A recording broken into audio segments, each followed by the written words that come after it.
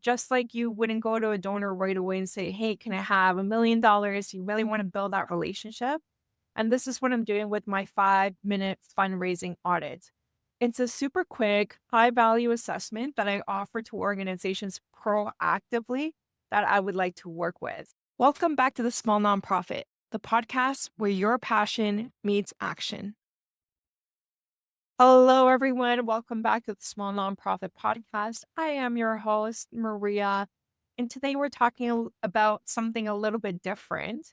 What consulting has taught me about fundraising. Now, if you've ever worked with a consultant, you know that they come in, they analyze systems, they see what's working, they assess what's not working, and they really try to optimize for the best results.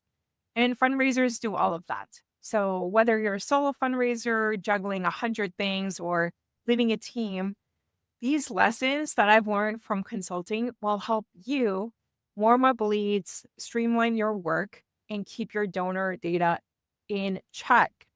So today I'm sharing 3 key consulting lessons. First one is how to warm up and engage new leads. Second, the power of systems and automation in fundraising. And third, why clean data is a must. So let's get into it. Lesson 1, warming up and engaging leads with a lead generator. So one thing consultants do really well is not pitching their services, but demonstrating their value up front. Just like you wouldn't go to a donor right away and say, hey, can I have $1 million? You really want to build that relationship. And this is what I'm doing with my 5-minute fundraising audit. So, what is my 5-minute fundraising audit? It's a super quick, high value assessment that I offer to organizations proactively that I would like to work with. So, I'll research an organization, I'll see like they really care about social justice, they really care about helping people, they really care about very similar things that I do. And I spend the 5 minutes just making sure that I can run through the fundraising aspects of their work that I can see. So their social media, their website, and I give them that kind of assessment. So here's what I look for. So my fundraising audit covers, do they have a donate button in the header? Do they have a donation ask above the fold? Do they tell me what they do, why they do it, where they do it? Do they have stories? Do they have stats? Is there a way to sign up to the newsletter? Do they have their charitable registration number in the footer, their social media links? So it kind of covers a total of 45 points that an organization can have. And why that works is that instead of immediately asking, hey, jump on a call with me and we can see if we're a good fit for each other, it just starts to build that relationship. So I offer insight that organizations actually care about. So they want to know what's costing them money on their website. They want to know the digital journey is working or not working. And based on these 45 points, I give them a grade. So grade A, grade B, or grade C.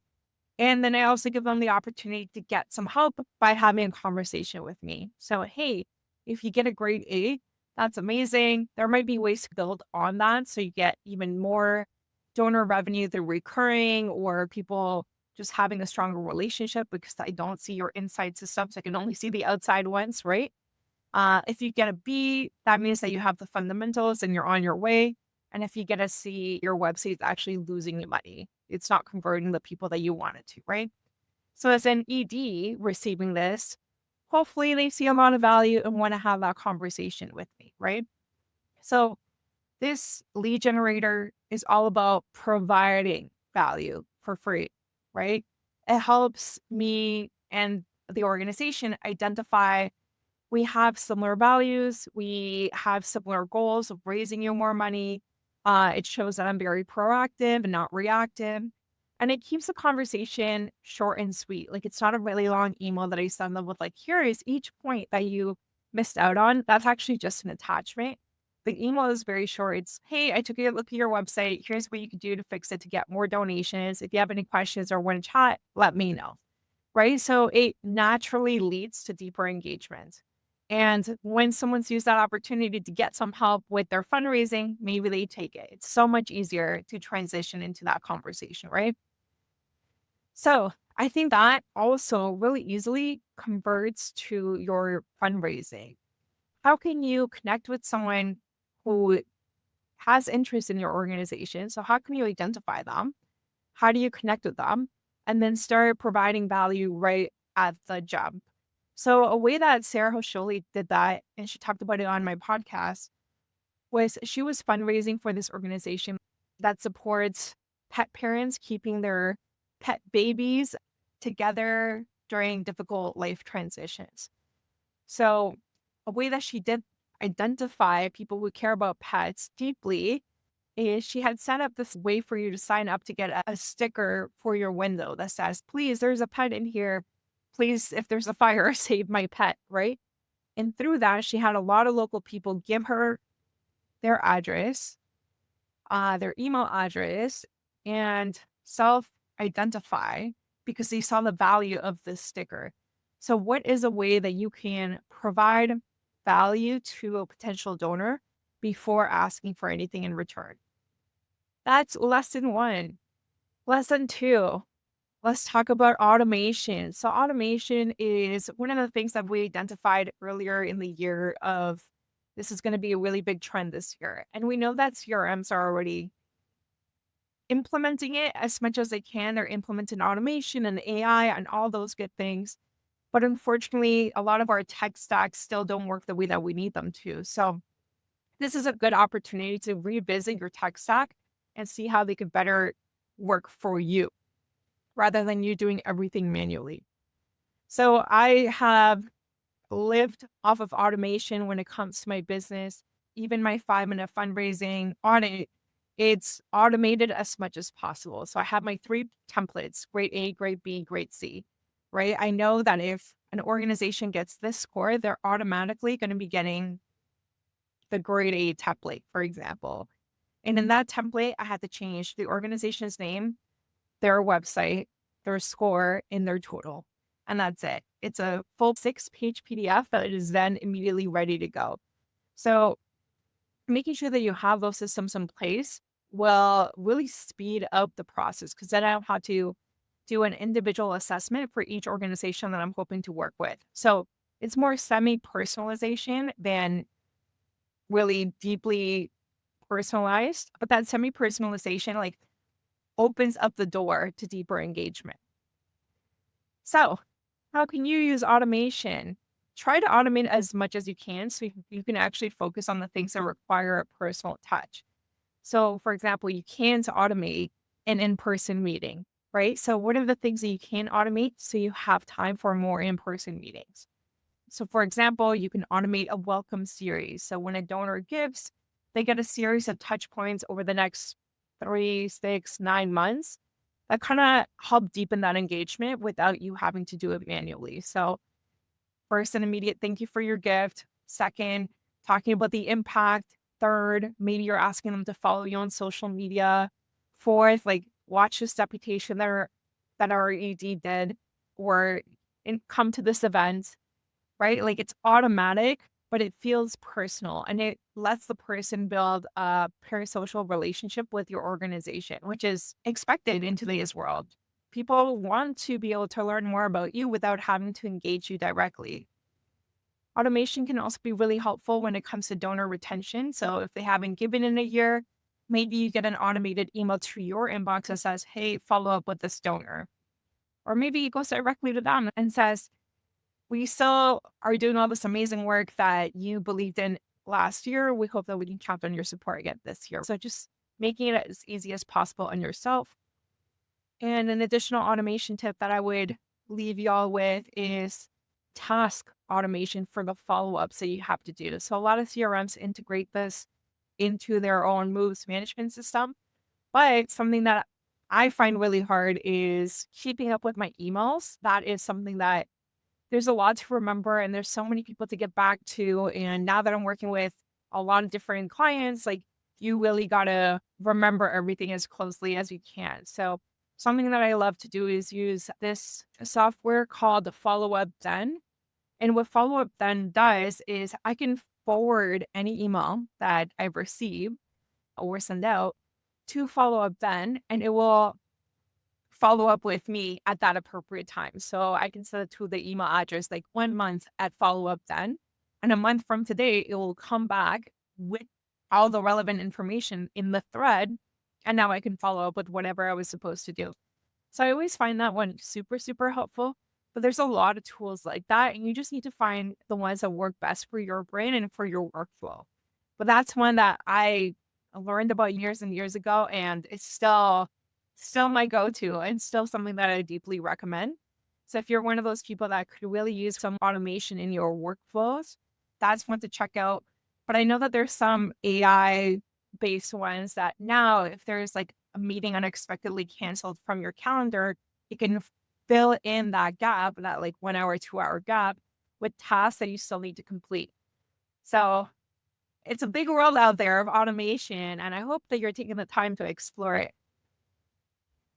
Having a system will really help you spend that time building the relationships instead of drowning in reminders or spreadsheets and all that stuff, right? So put the time towards that true personalization and automate or delegate as much of the semi personalization as possible will really help you build those personal relationships. Lesson 3, your data. I know as a fundraiser in house, like all I heard about was your data needs to be clean. And I 100% remember looking over 7,500 duplicates and having to one by one clean up the database because it hadn't been done in like 20 years. And it was very obvious it hadn't been done in like 20 years. So, as a fundraiser, like clean data is your best friend. Like knowing information about that donor before you even have a conversation with them is huge. Knowing what kind of advocacy or other action they have taken with the organization is also super helpful. They came to that event, they donate this time of the year. Like the more data, the better, right? Without clean data, it's really hard to do that next step in your relationship building. So do not let it be a mess. Take the time to, write notes about your donor meeting. If someone makes a commitment, track that in your spreadsheets and in your database. If someone shares a communication preference, make sure that that's updated. Don't let it go and then try to update it later. Just try to do it as soon and as consistently as you can because that will help you build those relationships. A way that you can keep your data clean is by using consistent naming conventions. So don't J Smith on one section and then John Smith in another section. Like always use the same kind of system within your systems. Standardized records will mean accurate reporting later down the line. And you don't want to be comparing Spring Appeal B28X to Hunger Appeal 8. Those won't make sense somewhere later down the line. So make sure that you're using very standardized record naming. Check your data quarterly. So every few months, go through all the donor records and clean up duplicates, fix missing information, and update contacts. Just make sure that you're getting all that stuff into your database. Make sure that your automations and integrations are working the way that you think they should be. If you have an email management service like MailChimp or ConvertKit or any of those, and a CRM, make sure that the integration between those two is happening the way that you think it's supposed to be. So are the emails flowing from one to the other when someone makes a donation? And if someone unsubscribes from your EMS, does it impact anything in your CRM? Just make sure that that's working and triple check it because sometimes softwares will update and not let you know until it's a little bit too late, especially if it's an outside integration to what they regularly offer. So consistent naming conventions, quarterly data audits, and integration. Make sure everything talks to each other because clean data is helpful for smarter fundraising, and smarter fundraising just means more money through the door, period. So you really want to make sure that you have everything aligned, your systems, your time, your priorities to raise as much money as possible. So in summation today, 3 consulting lessons to apply to your fundraising is leading with value to warm up leads and get them engaged without a hard ask. Systems and automation to free up your time so you can focus on actual relationship building. Cleaning your data so you can not lose those opportunities to connect with a donor and you have the chance to actually keep them involved long term. So, my challenge for you this month is to take one of these strategies and test it out. Maybe it's automating a follow up, doing a quick donor data cleanup, or offering a free something to a potential partner. Speaking of a free something, by the way, if you want to do the 5-minute fundraising audit, if you want me to do that for you, let me know. Send me a message on LinkedIn, send me a message to my email, and I'd be more than happy to complete that so you can see it for yourself what I'm talking about. And if you found today's episode helpful, make sure that you're subscribed to the Small Nonprofit Podcast. So hopefully you're getting the emails with the episode updates and you have the notifications on. And as always, if you want to see our lovely faces, you can watch this episode on YouTube. And if you have your own fundraising hacks or your own lessons that you've learned from running a business or something else that have really applied to fundraising, I would love to hear them as well. So please take the time to let us know. Thanks for hanging out with me today. That's it for today. Until next time, bye for now.